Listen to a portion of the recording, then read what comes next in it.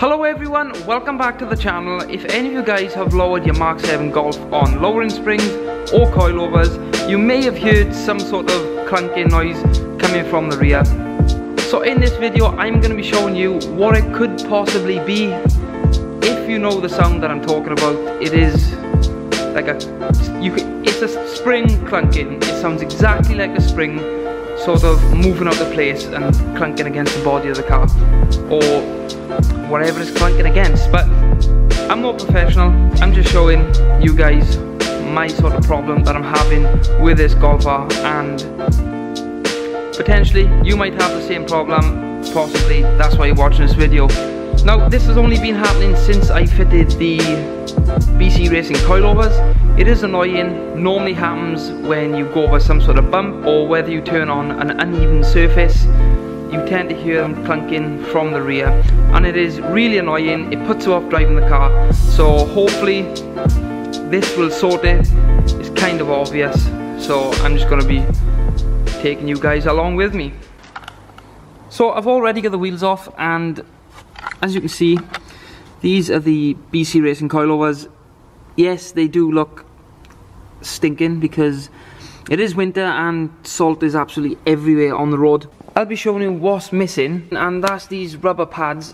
The spring sits on that pad and it stops the spring from making noises, which is exactly the problem I'm having. So there's a better look of it. There's nothing here, there's just metal there, and this rubber pad sits in there with the spring on top. I'm going to carry on now. I've already got the other one out like you just saw, and I've got to finish the passenger side or near side, depending on where you're from. I'm going to call it near side because it can get confusing to some people, but I'm going to be showing you guys how to replace those and sort out this clunking issue. So the first thing to do is this headlight adjuster under here, but it's on here pretty tight. It's easier to put it back on than it is to take off, because if you don't take it off, when you undo these 3 bolts here, this will drop down and it'll snap. Scott knows all about that because I done it to his. Not going to sugarcoat it, it snapped. But we did fix it. You can drill a hole through it and zip tie it, or you can buy another one. So next I'm going to take off the drop link here. This is the 13mm. I'm going to be using A because it's just easier. Before I'm going to access to A, this can take a while because these bolts are long.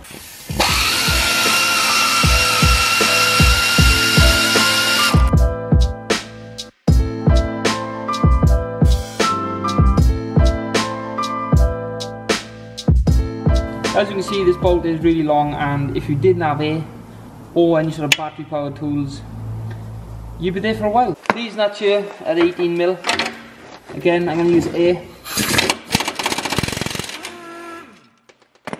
I keep the nut on the end, and then I get a rubber mallet and just tap it through.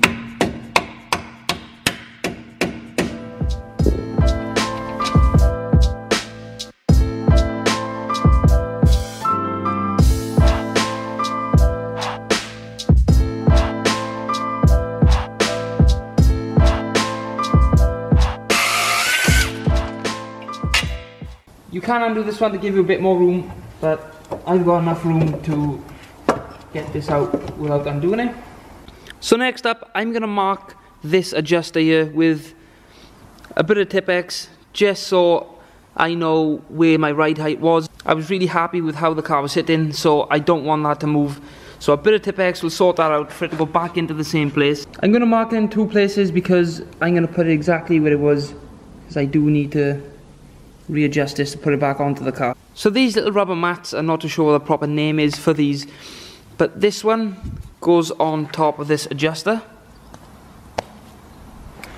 like that. You can see this little notch there, and the end of the coil spring will sit into place with that.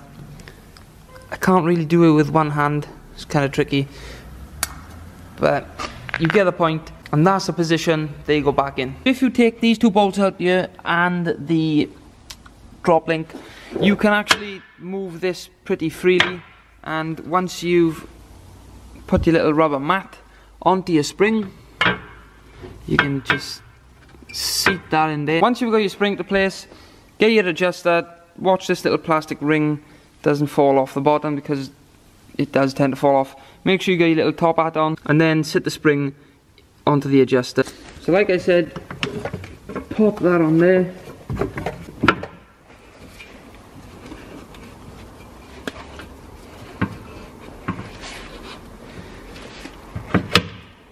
What I normally do now is get a jack it up and bolt it all into place. The nipple on the bottom pad that sits on the bottom of the spring goes into a certain position. There's actually a hole there, and that nipple goes through there, so it sits nice and snug.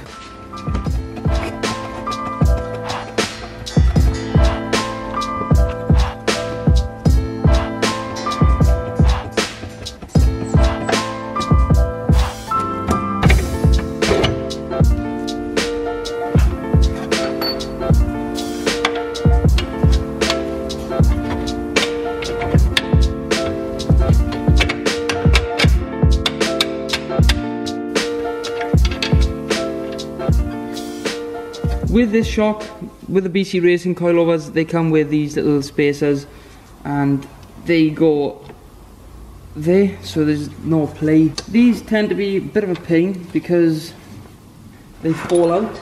I'm going to push this shock up, get the spacers, and then slowly lower it down into position.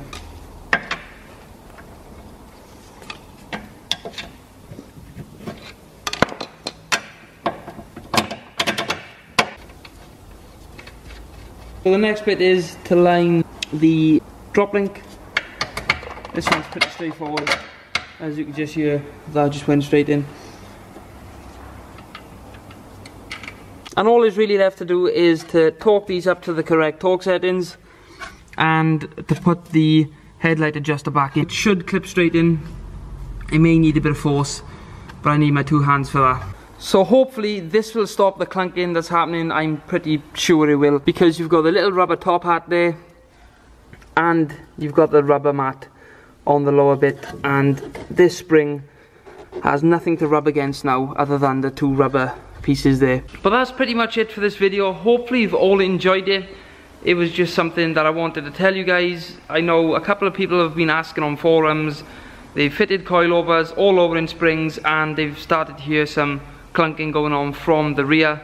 Obviously knocking and banging and clunking and clanging can be caused from other things, but when you're fitting these lowering springs or coilovers, this is pretty much the most common issue, because people have left the rubber mats, or whatever you call them, they've left those out. But I'm going to finish off here. I'm going to tighten all the bolts up to the correct torque setting, but I will be catching up with you guys in just a sec, because I do want to tell you if this problem has been solved. So yeah, I'll catch you guys in just a sec.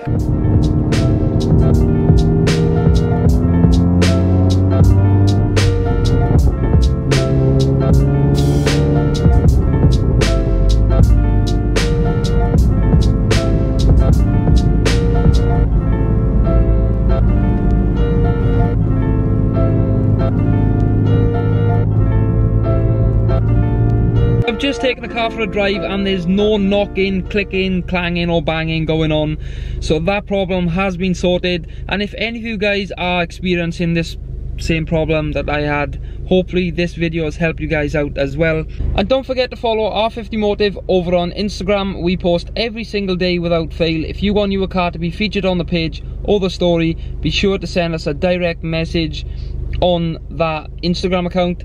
And be sure to subscribe to this YouTube channel for more Mark 7R content. And thank you all for watching. I really do appreciate it, and I really do appreciate all the love that this car's been getting recently for the new Lucky Scar. And I guess I'll see you guys on the next one. Cheers.